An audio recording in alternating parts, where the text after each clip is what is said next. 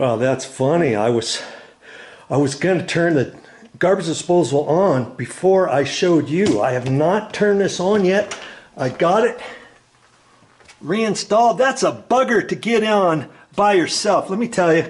And I had to remove this one door over here so I could straddle over this way a little bit further, hold it up, because you have to put that top ring on up flat, and on the back it always wants to tilt down. So you get these two on, and son of a gun, the bottom one's, the back one is not on. So I had to lift it four different times before I finally got it. I put the Teflon tape on there, I tightened that up, and these nuts, what I normally do is I'll tighten them up by hand, as tight as I can get them with my gloves on. I put my gloves on, and then I just take my channel locks and just do about 1/8 of a turn.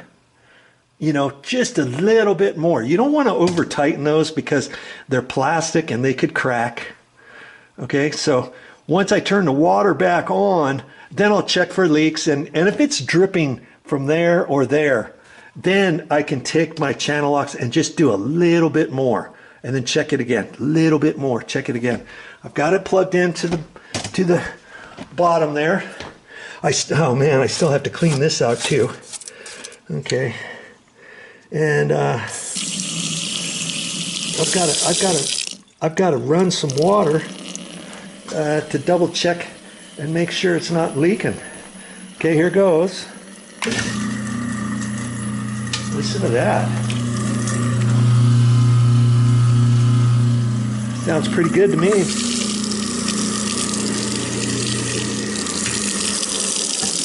And you believe all of that work that I had to go through to fix that. But I tell you what, it's better than replacing the garbage disposal at 150 bucks. And I say 150 bucks. That was about 3 or 4 years ago. They're probably more than that now. And this was just a half horse. And whenever I replace them, I always like to go up to a 3/4 horse or so, something like that.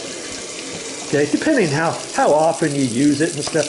We don't use it very often, and when we do, I try not to throw too much food down here, because the outlet is only half the diameter when it comes down and runs over to your sink and your other sink if you got a double sink like this one, and that gets clogged up every once in a while.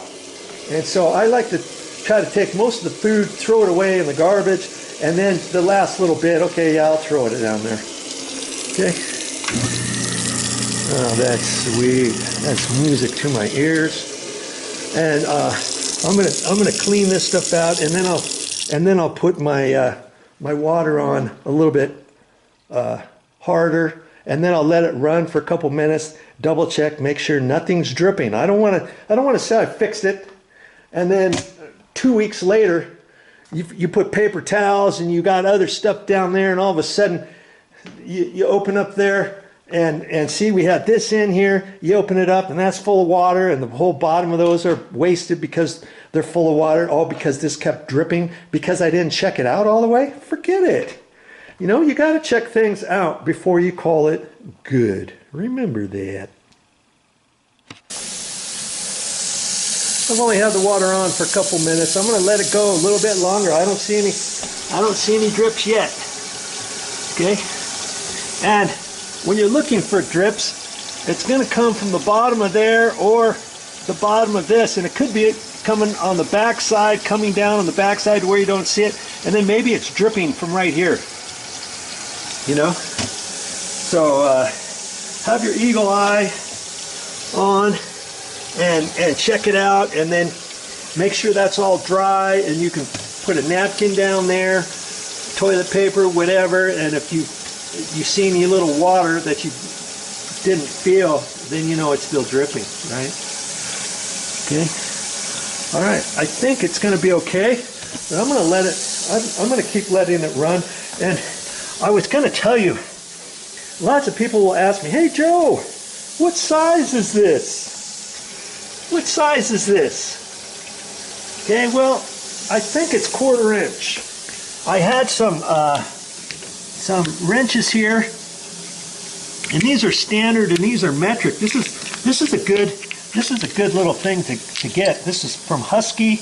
I got it at the Home Depot because every once in a while one of these won't work.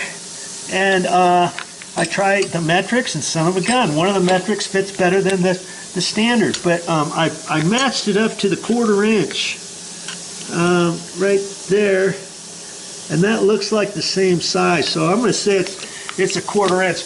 Because see, if you don't have this, you can use an Allen wrench, okay, and crank it back and forth, back and forth, back and forth. If you ever get it stuck for some unknown reason, okay.